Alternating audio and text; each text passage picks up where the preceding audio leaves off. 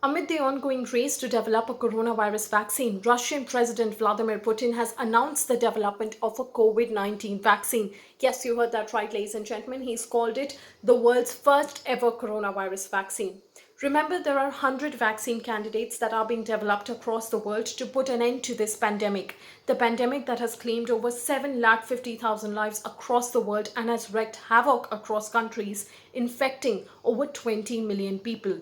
At such a time when countries are struggling to contain the virus and find a solution to the virus, this news from Russia comes as a major breakthrough. President Putin has said that the vaccine works quite effectively and has been able to develop a stable immunity. He has also congratulated all of those people who are behind the development of the vaccine and hopes that the research body of the country soon starts the mass production of the vaccine. Now, to put an end to all the speculation surrounding the vaccine, President Putin has ensured that the vaccine has undergone all the necessary trials and tests. He's also said that one of his two daughters also received a shot of the vaccine and has been feeling well since then. President Putin has tasked his government to ensure the funding of the vaccination once the vaccine is registered. He's also said that 60% of the Russian population should be vaccinated against the virus. What's also interesting is that the Russian Health Ministry has said that the mass vaccination could begin by October, starting with the risk groups, which basically constitute the medical groups who will get vaccinated starting this month.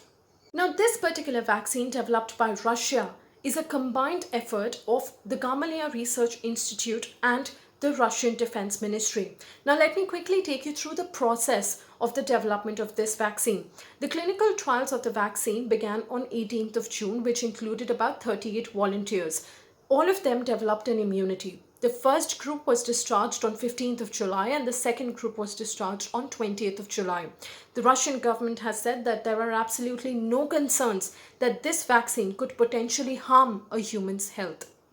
Amid fears that safety could be compromised, the World Health Organization has constantly stated that all the countries that are developing COVID-19 vaccines should ensure that their vaccines undergo all the necessary trials and tests before they are rolled out. While several countries have adopted a quicker process of the development of COVID-19 vaccines, several experts have said that we might not have a COVID-19 vaccine until mid-2021.